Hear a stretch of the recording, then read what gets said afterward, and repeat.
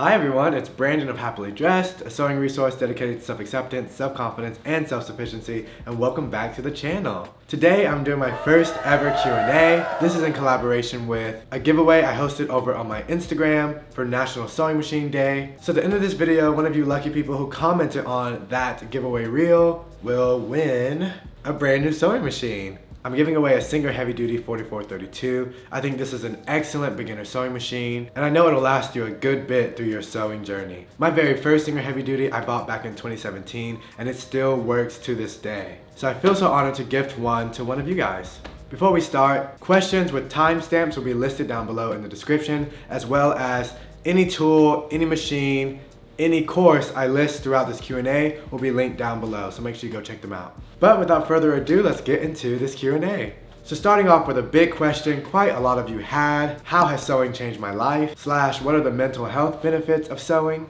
And I can confidently say sewing has changed my life tremendously, not just with what I do here on Instagram and YouTube, but it truly was the first skill to help me feel connected to my own agency. It was like, oh, I have this 2D idea, let me see if I can make it a reality or bring it into the 3D, and sewing allowed me to do that. With every success, with every failure, it helped me build a relationship, not only with learning, but bringing what I want to see into reality. And that skill and conversation is something that I bring into so many other aspects in my life. It's definitely been an eye-opening but rewarding journey, learning how to sew and learning how to learn and be a beginner and to take things that are in here and make them a reality. And I think essentially that's why I created Happily Dressed, was to share that conversation or share an introduction and to create a conversation for yourself, being able to bring whatever you think of into your reality.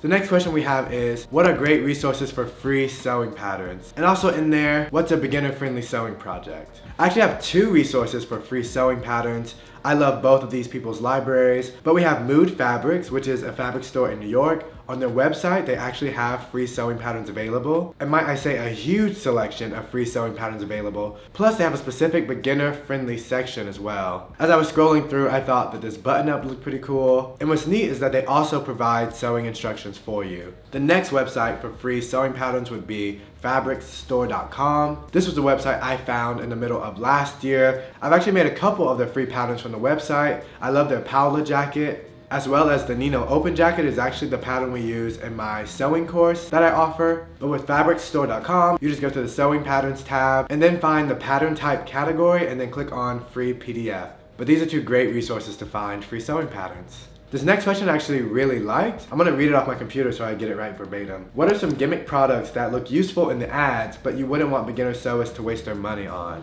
I love this question. My answer is actually quite simple. It is the excessive amount of stitch options you may have. As a home sewist myself for about 6 years, I have predominantly only used 2 stitches. 3. Technically. Straight stitch, zigzag stitch, and then the buttonhole function on my sewing machine. But when machines are priced higher because they have 200 plus decorative stitches and XYZ, I really just don't buy into that. Just get you a nice machine that can sew straight, that can do a zigzag stitch, and has a one-step buttonholer.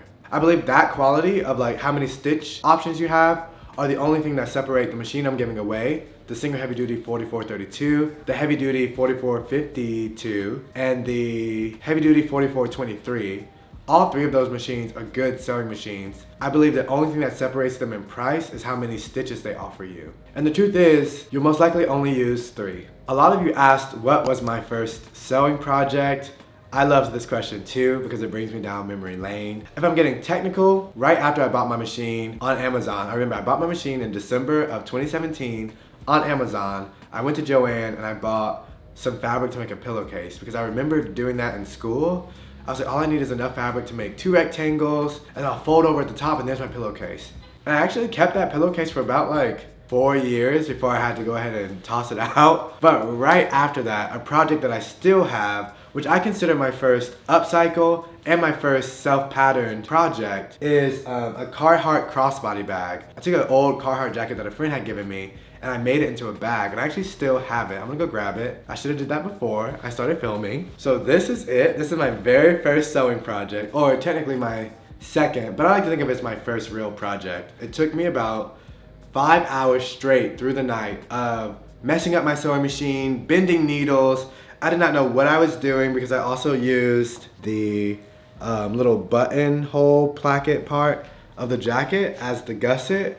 And so I was really struggling. It's not lined whatsoever. Actually, I haven't flipped this out in ages, so that's scary.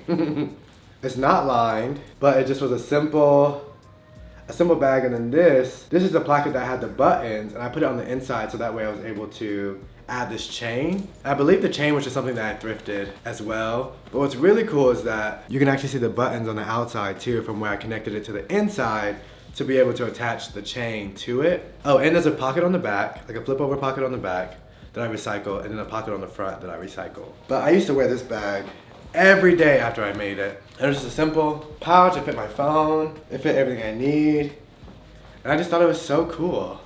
I really love this bag, and I think that is something that I'm gonna keep for the rest of my life because I do count it as my first sewing project because it was the first time I pattern drafted and upcycled. But yeah, this is my very first sewing project. A lot of you asked about my favorite sewing tools or great and essential tools for beginners. This is also such a great question. I actually will have a link down below connected to my Amazon storefront where I literally list every sewing notion that I use and also essential ones for beginners. But off the top of my head, I always think cutting mat rotary cutter. That's changed my life, especially a large cutting mat rotary cutter. That's changed my life. A seam ripper, thread snippers, obviously your sewing machine. Then we have large cutting mat rotary cutter, seam ripper, thread cutter. Oh, and I love a magnetic pin cushion. It's just so much easier. You just throw it over there. It sticks. There's no need to like accidentally prick yourself trying to use an old school one. I think off the top of my head, that's the best I got. This question was also asked a lot. You guys basically asked,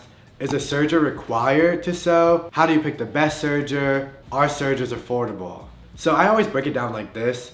I didn't get my first serger until a year into my sewing journey, and it was once I realized, oh hey, I do want to invest in the skill more. It's something that brings me joy. It's something that I have a good time with. It's something I like learning. I want to continue that education and continue that investment because sergers are more like an investment unless you get them on sale, which is great, but I think the average serger is around like $269. But if you've been sewing for a while and you think I want to continue this journey, continue learning, elevate my sewing game, I definitely think that you should get a serger. And maybe even sooner if you're working predominantly with knits and stretch fabrics because a serger works wonders with those. And now brand specifically, I'm talking about Singer. I always recommend people buying a gently used heavy duty sewing machine or a gently used serger because they last so long. So you can cut the price down by trying to find them on Facebook Marketplace or even like a local estate sale or something.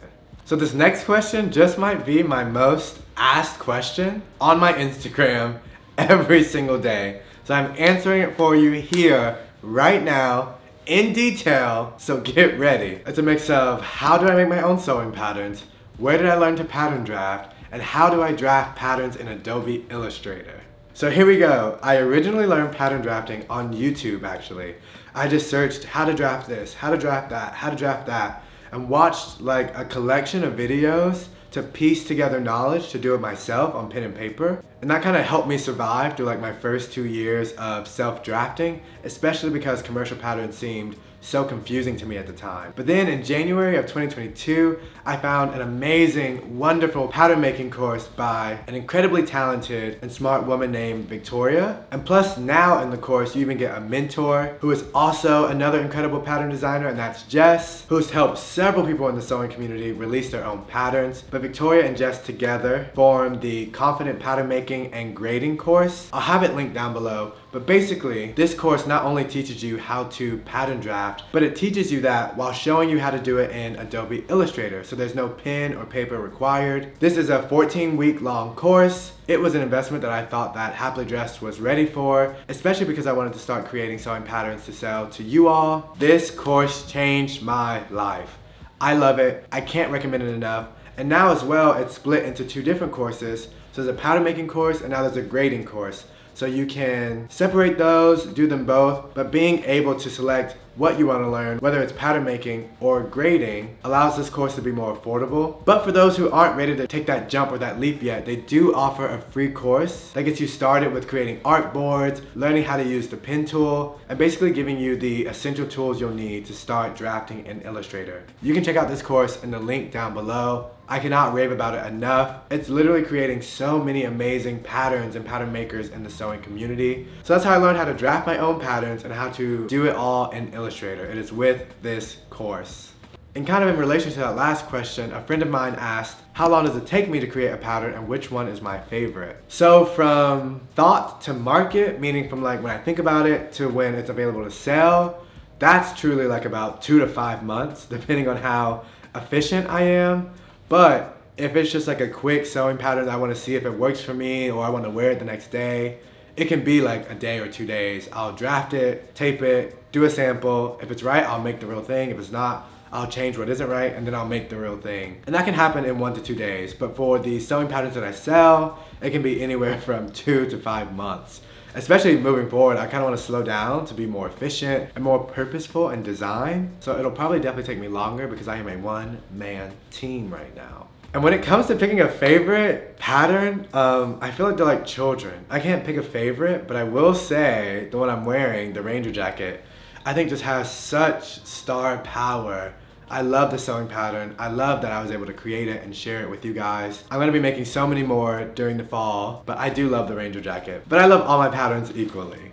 Next up, we have a question that I think is amazing because I really don't talk about this much. Someone asked, what can people expect from my beginner sewing course? So if you don't know, I actually do have a beginner sewing course that's out. I'll link it down below. But in this course, we cover in depth everything about the sewing machine because I think the first step to successful sewing is sewing machine literacy and feeling confident getting in front of this machine and knowing what to do if something goes wrong or being able to confidently troubleshoot what's happening with your machine. So we start there in the beginning of the course. We go through every nook and cranny, every knob, every dial, and we talk about what it means. Then we do the basics of how to wind a bobbin and thread your machine, which I think really trips people up sometimes. And then after we cover those basics, we go into how to print and put together a PDF pattern, and we create this beautiful, simple kimono style jacket, actually from fabricstore.com, which I mentioned earlier in this Q&A. It's a great beginner project, a lot of straight lines, but allows you to try your hand at sewing a full garment without it being too advanced for a beginner skill level. So we do that all in one course. It's an at your own pace course. I even have in the course suggested breaks because learning a new skill should not feel overwhelming and you should take it piece by piece. It's something that I don't talk about much, but I really am proud of this beginner sewing course. And if you want to check it out for yourself, I'll also link it down below. This collection of questions I thought would be super helpful. My favorite sewing tip or hack, what's a common mistake beginners make, and what's a mistake beginners make when using a machine for the first time. So I thought I'd combine all of these into one answer because my favorite tip and the most common mistake are the same thing. And I actually teach this in my sewing course. But a lot of the times if you are sewing, you've been using your machine and it's been working fine,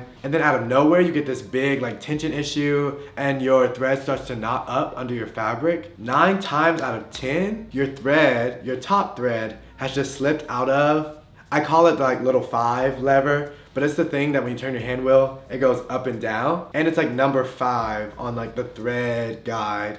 But I think I should have a video where I'm showing you what I mean. But most of the time your thread has just slipped out of that, and all you need to do is rethread your top thread. This is super common with the domestic sometimes. If you're sewing or you pull something out a little too fast or it's too loose when you pull it out, that thread can just come unhooked from 5. And all you have to do when you notice that your thread is bunching up under your fabric is just rethread that top thread, making sure you hook through 5 once again.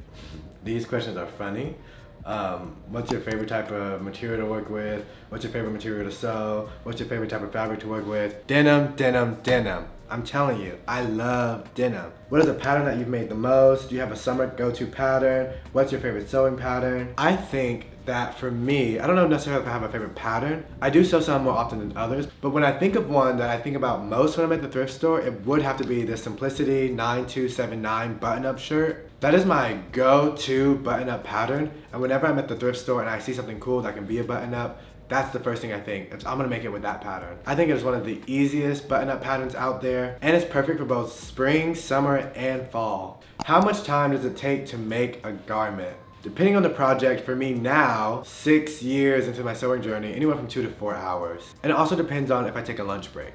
This is a question that was asked a few times too. Basically, am I self-taught or did I go to school for this? I am completely self-taught outside of the pattern making course I took in January of 2022. But everything else I learned through the beautiful university of YouTube. We are in an age where information is so accessible to us now through the internet. And I took that leap to try to learn a skill just through watching. And my learning style is like through doing and watching someone do, or even emulating to understand, versus like reading or quizzes or assignments being turned in. That's not a fave for me, but if you like deadlines, if you like tests, if you like a little pressure, then yeah, maybe go to school for fashion design. But I am a self-taught sewist. Best fabric organization tips? You let me know when you find one. No, seriously, once I find fabric from the thrift store, I wash it immediately and I fold it up and I put it on a rack. But then sometimes when I'm looking for other fabrics, I'll like pull them loose, or they'll get a little disheveled, and they stay that way. Me and a fellow Atlanta sewer are actually hosting a fabric swap, which is a good way to declutter. I know I'm gonna be decluttering a lot of what you just saw, so that might be a good way to keep your stash manageable. Do you have advice to encourage a preteen boy interested in sewing? Like, if you could tell your younger self one thing, what would it be?